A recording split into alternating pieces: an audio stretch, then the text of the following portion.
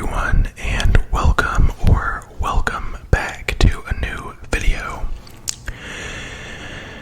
Today's video is something I don't think I've ever done on this channel. We're going to be doing some reading. I know I have done inaudible reading before, but I'm going to be reading some Norse mythology today. Norse mythology is something that I've always loved and been fascinated by as a kid.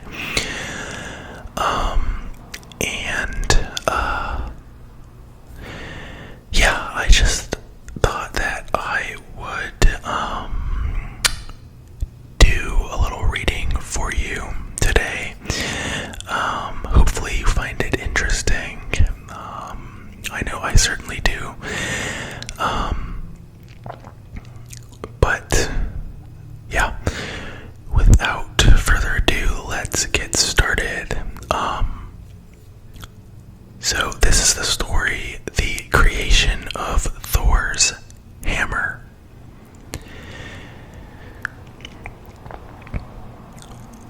One day, Loki the trickster found himself in an especially mischievous mood and cut off the gorgeous golden hair of Sif, the wife of Thor.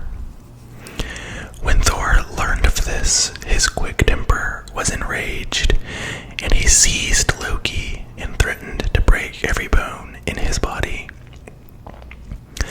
Loki pleaded with the thunder god to let him go down to Svartalfheim, the cavernous home of the dwarfs, and see if those master craftspeople could fashion a new head of hair for Sif, this one even more beautiful than the original.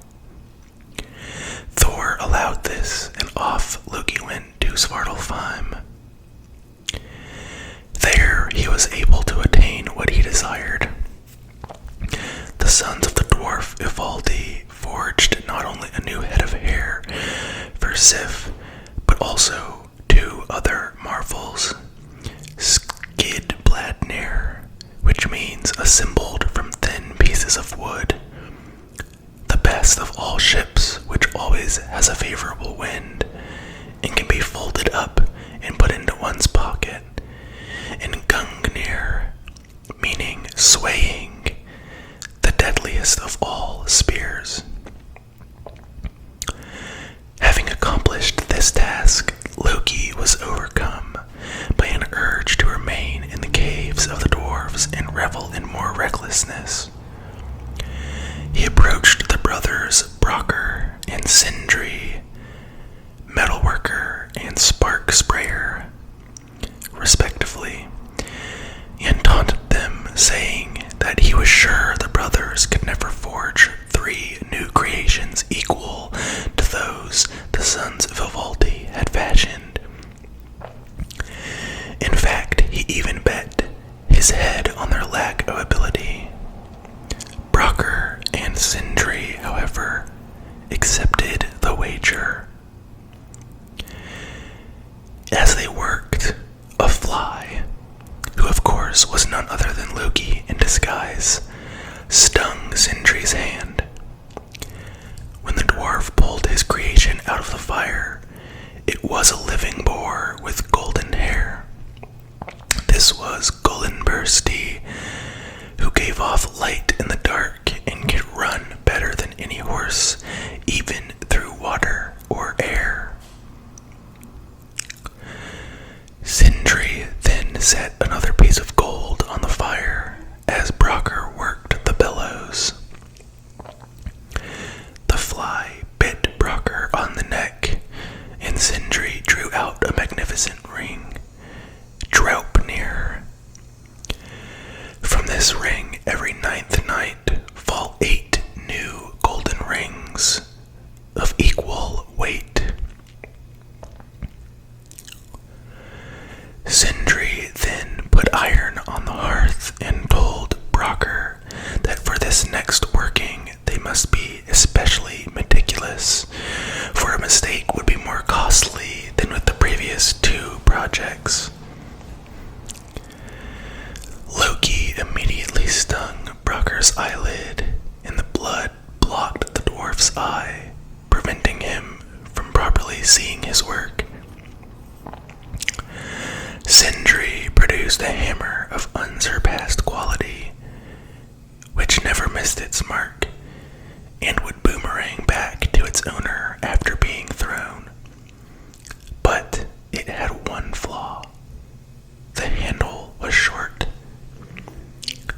Sindri lamented that this had almost ruined the piece, which was called Mjolnir, or lightning. Nevertheless, sure of the great worth of their three treasures, Sindri and Brokkr made their way to Asgard to claim the wages that were due to them. Loki made it to the halls of the gods before the dwarves and presented the marvels he had acquired. To Thor he gave Sif's new hair and the hammer Mjolnir. To Odin went the ring Draupnir and the spear Gungnir. And Freyr was the happy recipient of Skidbladnir and Gullinbursti. As grateful as the gods were to receive these gifts, especially Mjolnir, which they foresaw would be of inestimable help in their battles against the giants, they nevertheless concluded that Loki still owed the dwarves his head. When the dwarves approached Loki with knives, the cunning god pointed out that he had promised them his head, but not his neck. Brokkr and Sindri contented themselves with sewing Loki's mouth shut and returned to their forge. Thus is the story of the creation of Thor's hammer.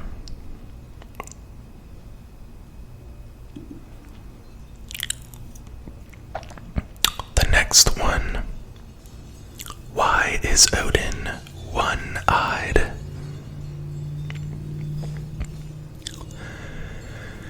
Odin's quest for wisdom is never-ending, and he is willing to pay any price it seems for the understanding of life's mysteries that he craves more than anything else. On one occasion, he hanged himself, wounded himself with his spear, and fasted from food and drink for 9 days and 9 nights in order to discover the runes. On another occasion, he ventured to Mimir's well, which is surely none other than the well of Urd, amongst the roots of the world tree Yggdrasil. There dwelt Mimir, a shadowy being whose knowledge of all things was practically unparalleled among the inhabitants of the cosmos. He achieved this status largely by taking his water from the well, whose waters impart this cosmic knowledge. When Odin arrived, he asked Mimir for a drink from the well. The well's guardian, knowing the value of such a draught, refused unless the seeker offered an eye in return. Odin, whether straightway or after anguished deliberation, we can only wonder, gouged out one of his eyes and dropped it into the well. Having made the necessary sacrifice, Mimir dropped his horn into the well and offered the now one-eyed god a drink.